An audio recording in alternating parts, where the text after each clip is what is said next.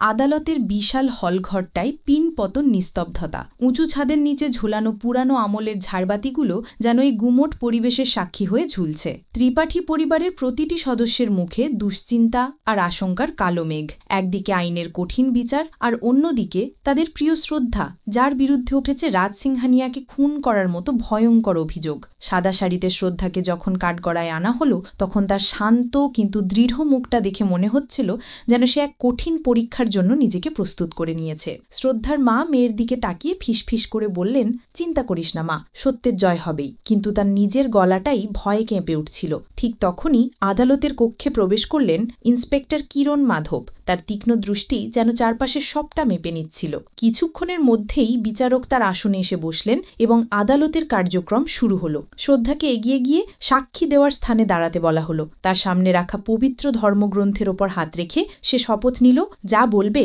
সত্য বলবে। শ্রদ্ধার শান্ত চোখ দুটো একবার তার পরিবারের দিকে ঘুরে এলো, যেখানে অভয়ের উদ্বিগ্ন মুখটা তার দৃষ্টি কেড়ে নিল। অভয়ের চোখে ছিল হাজারো প্রশ্ন আর যন্ত্রণা, যা শ্রদ্ধাকে আরও কঠিন করে তুলল। বিচারক তার গম্ভীর কণ্ঠে প্রশ্ন করলেন, মিস শ্রদ্ধা ত্রিপাঠী, রাজ সিংহানিয়াকে খুন করার অভিযোগে আপনাকে এখানে আনা হয়েছে। আপনি কি এই অভিযোগ স্বীকার করছেন? আদালতের প্রতিটি কোণায় যেন এই প্রশ্নটা প্রতিধ্বনিত হল। শ্রদ্ধা কয়েক মুহূর্ত চুপ করে রইল। তার মনের ভেতর চলছিল এক বিশাল ঝড়। সে যদি সত্যিটা বলে দেয়, তাহলে কীর্তির সম্মান ধুলোয় মিশে যাবে। জীবনকে সে সবসময় রক্ষা করে এসেছে, তার জীবনটা নষ্ট হয়ে যাবে। আর যদি সে চুপ থাকে, তাহলে খুনের দায় তাকেই নিতে হবে। অবশেষে এক দীর্ঘশ্বাস ফেলে সে শান্তভাবে উত্তর দিল, হ্যাঁ, আমিই করেছি। একটা বাক্য, কিন্তু তার আঘাতে যেন পুরো ত্রিপাঠী পরিবার পাথর হয়ে গেল। অভয়ের চোখ দুটো অবিশ্বাসে বিস্ফোরিত হয়ে গেল। সে জানে শ্রদ্ধা এটা করতে পারে না। শ্রদ্ধা কাউকে খুন করার মতো মেয়ে নয়। বিপক্ষের উকিল যেন এই মুহূর্তটারই অপেক্ষায় ছিলেন। তিনি উঠে দাঁড়িয়ে বিচারককে বললেন, মাই লর্ড, শ্রদ্ধা ত্রিপাঠী যা বলছেন তা আংশিক সত্য। তিনি আসলে নিজেকে বাঁচানোর জন্য পুরো ঘটনাটা বিকৃত করার চেষ্টা করছেন। এরপর তিনি শ্রদ্ধার দিকে ঘুরে একের পর এক প্রশ্ন করতে শুরু করলেন। মিস্টার রাজ সিংহানিয়ার সাথে আপনার সম্পর্ক কি ছিল? শ্রদ্ধা শান্তভাবে জবাব দিল, তিনি আমাদের ক্লায়েন্ট ছিলেন। সেদিন আমাদের মধ্যে একটি ব্যবসায়িক চুক্তি স্বাক্ষরিত হওয়ার কথা ছিল। উকিল যেন তার জবাবে সন্তুষ্ট হলেন না। তিনি আদালতের অনুমতি নিয়ে রাজের স্ত্রী রাগিনীকে সাক্ষী হিসেবে ডাকলেন। রাগিনী ধীর পায়ে কাঠগড়ায় এসে দাঁড়ালো। তার চোখে মুখে শোকের অভিনয় স্পষ্ট। উকিল তাকে জিজ্ঞেস করলেন, আপনার স্বামী আপনার সাথে কেমন ব্যবহার করতেন? রাগিনী কান্নার নাটক করে বলল, ও আমাকে খুব ভালোবাসত।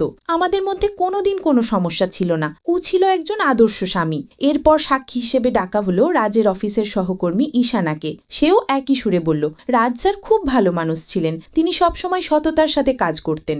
এইসব শোনার পর উকিল আবার শ্রদ্ধার দিকে ফিরলেন। তার কণ্ঠস্বর আগের চেয়েও ধারালো শোনালো। মিস শ্রদ্ধা ত্রিপাঠী, আপনি কি শুনলেন? রাজ সিংহানিয়া একজন সৎ এবং ভালোবাসার মানুষ ছিলেন। সত্যিটা হলো, রাজের বিপুল সম্পত্তি দেখে আপনার লোভ হয় এবং সেই সম্পত্তি হাতিয়ে নেওয়ার জন্য আপনি তাকে খুন করেছেন। এই ভয়ঙ্কর অভিযোগে শ্রদ্ধার মুখটা ফ্যাকাশে হয়ে গেল, কিন্তু সে নিজেকে সামলে নিল। বিচারক শ্রদ্ধাকে জিজ্ঞেস করলেন, আপনার সাথে রাজের কি এমন শত্রুতা ছিল যে আপনি তাকে খুন করতে গেলেন? এই প্রশ্নের উত্তরে শ্রদ্ধা শুধু বলল, এই বিষয়ে আমার কিছু বলার নেই। শ্রদ্ধার এই নীরবতা তার বিরুদ্ধেই গেল। কীর্তির সম্মান বাঁচানোর জন্য তার এই চুপ থাকাটাকেই সবাই তার অপরাধের স্বীকারোক্তি হিসেবে ধরে নিল। কীর্তি দূর থেকে দেখছিল তার জন্য তার দিদি কিভাবে নিজের জীবনটা বাজি রাখছে। তার বুকটা অপরাধ বোধে ফেটে যাচ্ছিল। প্রমাণের অভাবে এবং শ্রদ্ধার নিজের স্বীকারোক্তির ভিত্তিতে যখন বিচারক রায় শোনাতে যাচ্ছিলেন, ঠিক তখনই আদালতের নিস্তব্ধতা ভেঙে একটা দৃপ্ত কণ্ঠস্বর ভেসে এলো, আমি কিছু বলতে চাই, ইয়োর অনার। সবাই তাকিয়ে দেখলো অভয় তার জায়গা থেকে উঠে দাঁড়িয়েছে। বিচারক তাকে ধমক দিয়ে বসিয়ে দেওয়ার চেষ্টা করলেন, কিন্তু অভয় ততক্ষণে আদালতের সামনের দিকে এগিয়ে গেছে। ঠিক সেই মুহূর্তে ইন্সপেক্টর কিরণ মাধব একটি ফাইল বিচারকের হাতে তুলে দিলেন। সেটি ছিল পিস্তলের ফিঙ্গারপ্রিন্ট রিপোর্ট। বিচারক রিপোর্টটি দেখে চমকে উঠলেন। তিনি ঘোষণা করলেন, যে পিস্তলটি দিয়ে খুন করা হয়েছে তাতে পাওয়া ফিঙ্গারপ্রিন্ট মিসেস শ্রদ্ধা ত্রিপাঠীর নয়, বরং এখানে উপস্থিত মিস্টার অভয় ত্রিপাঠীর। এই কথা শোনার সাথে সাথে আদালত জুড়ে যেন এক অবিশ্বাস্য নিস্তব্ধতা নেমে এলো। শ্রদ্ধা হতবাক হয়ে অভয়ের দিকে তাকালেন। তাকালো। অভয় শান্তভাবে এগিয়ে এসে বিচারকের সামনে দাঁড়ালো এবং বলল, হ্যাঁ, খুনটা আমিই করেছি। শ্রদ্ধা নির্দোষ, ওকে বাঁচানোর জন্য আমি এই নাটক করছিলাম। অভয়ের এই স্বীকারোক্তিতে যেন ত্রিপাঠী পরিবারে আকাশ ভেঙে পড়ল। শ্রদ্ধা চিৎকার করে বলতে চাইল যে অভয় মিথ্যে বলছে, কিন্তু তার আগেই পুলিশ অভয়কে নিজেদের হেফাজতে নিয়ে নিল।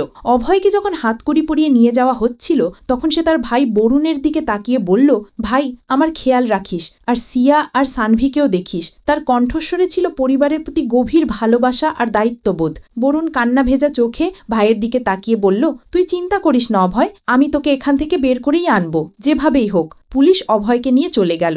শ্রদ্ধা যেন নিজের জায়গায় জমে গেছিল। তার ভালোবাসার মানুষটি তাকে বাঁচানোর জন্য কত বড় আত্মত্যাগ করল, এটা ভেবে তার বুকটা যন্ত্রণায় ছিঁড়ে যাচ্ছিল।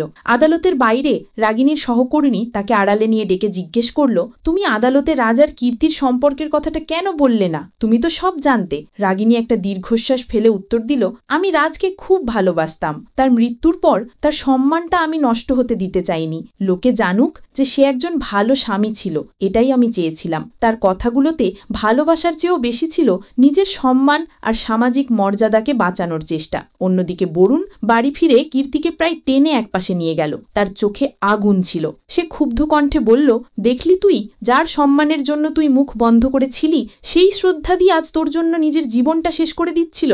আর অভয় ভাই, সে তো দিদিকে বাঁচানোর জন্য নিজের ঘাড়ে খুনের দায় নিয়ে জেলে চলে গেল। তোদের দুজনের জন্য আজ আমাদের পরিবারটা ধ্বংসের মুখে। কীর্তির চোখ দিয়ে তখন অঝরে জল গড়িয়ে পড়ছিল। তার ভুলের জন্য তার প্রিয় দিদি আর অভয় ভাই যে এত বড় শাস্তি পাচ্ছে, এটা সে সহ্য করতে পারছিল না। দৃশ্য পরিবর্তন হলো। শ্রদ্ধা ছুটে গেল জেলে অভয়ের সাথে দেখা করতে। জেলের গারদের দুপাশে দাঁড়িয়েছিল দুটি ব্যথিত হৃদয়। শ্রদ্ধার চোখ দিয়ে জল পড়ছিল। সে ভাঙা গলায় বলল, তুমি এমনটা কেন করলে অভয়? তুমি তো জানো আমি খুনটা করিনি, তাহলে কেন সব দায় নিজের ঘাড়ে নিলে? অভয় শ্রদ্ধার দিকে তাকিয়ে নরম গলায় বলল, আমি জানি তুমি নির্দোষ, কিন্তু আমি তোমাকে ফাঁসির মঞ্চে যেতে দিতে পারতাম না। তোমাকে বাঁচানোর জন্য আমার কাছে আর কোনো উপায় ছিল না। একটু থেমে অভয় আবার বলল, কিন্তু শ্রদ্ধা, সত্যিটা হলো গুলিটা আমিও চালাইনি। অভয়ের এই কথায় শ্রদ্ধা চমকে উঠল। সে অবাক হয়ে জিজ্ঞেস করল, তাহলে তাহলে খুনটা কে করল? রাজের কি এমন কোনো শত্রু ছিল যে তাকে মারতে চাইবে? আমাদের সেই আসল খুনিকে খুঁজে বের করতে হবে অভয়। দুজনের চোখেই ছিল এক নতুন সংকল্প। তারা বুঝতে পারছিল তারা এক গভীর ষড়যন্ত্রের শিকার। এদিকে ত্রিপাঠী বাড়িতে তখন শোকের ছায়া। অভয়ের মা তনুজা ছেলের চিন্তায় প্রায় পাগল হয়ে যাচ্ছিলেন। তিনি খাওয়া দাওয়া ছেড়ে দিয়েছিলেন, কোনো ওষুধও খাচ্ছিলেন না। রাগের মাথায় তিনি ওষুধের বাটিটা ছুঁড়ে ফেলে দিলেন, যা গিয়ে পাশের একটি কাঁচের টেবিলে লাগলো। টেবিলটা ভেঙে একটা ধারালো কাঁচের টুকরো তার হাতে বিঁধে গেল এবং সেখান থেকে রক্ত পড়তে শুরু করল। অতিরিক্ত দুশ্চিন্তার দুর্বলতায় তিনি সেখানেই অজ্ঞান হয়ে পড়ে গেলেন। বাড়িতে ডাক্তার এলেন। তনুজার হাতে ব্যান্ডেজও করে দেওয়া হলো, কিন্তু তিনি তখনও বারবার প্রলাপ বকছিলেন, আমাকে আমার অভয়ের কাছে নিয়ে চলো, আমি আমার ছেলেকে দেখতে চাই। ডাক্তার বললেন, ওনাকে শান্ত রাখতে হবে। অতিরিক্ত মানসিক চাপ ওনার জন্য খুবই বিপজ্জনক। বাড়ির এই করুণ অবস্থা দেখে শ্রদ্ধা নিজেকে আরো শক্ত করল। সে তনুজার পাশে গিয়ে বসল এবং তার হাতটা আলতো করে ধরে বলল, মা, আপনি শান্ত হন। আমি আপনার কাছে প্রতিজ্ঞা করছি, আগামী রাখি পূর্ণিমার আগেই আমি অভয়কে এই বাড়িতে ফিরিয়ে আনব। এটা আপনার মেয়ের শপথ। শ্রদ্ধারই দৃঢ় প্রতিজ্ঞায় তনুজা যেন কিছুটা ভরসা পেলেন। তার অশান্ত মনটা একটু শান্ত হলো। শ্রদ্ধা বুঝতে পারছিল তার সামনে এখন এক কঠিন লড়াই। একদিকে তাকে অভয়কে নির্দোষ প্রমাণ করতে হবে, অন্যদিকে আসল খুনিকে খুঁজে বের করতে হবে এবং একই সাথে নিজের ভেঙে পড়া পরিবারকেও সামলাতে হবে। তার পথটা ছিল কাঁটায় ভরা, কিন্তু অভয়ের ভালোবাসা আর পরিবারের প্রতি দায়িত্ববোধ তাকে অসীম সাহস জুগিয়েছিল। এই ভাগ্যরেখার খেলা যে কোথায় গিয়ে শেষ হবে তা কেউ জানত না, কিন্তু শ্রদ্ধা তার ভালোবাসার জন্য যে কোনো কঠিন পরীক্ষার মুখোমুখি হতে প্রস্তুত ছিল। ভিউয়ার্সরা, আজকে এ পর্যন্তই। আগামী পর্ব দেখতে চাইলে আমাদের চ্যানেলটি সাবস্ক্রাইব করে বেল আইকন অন করে দিয়ে সাথেই থাকুন। ধন্যবাদ।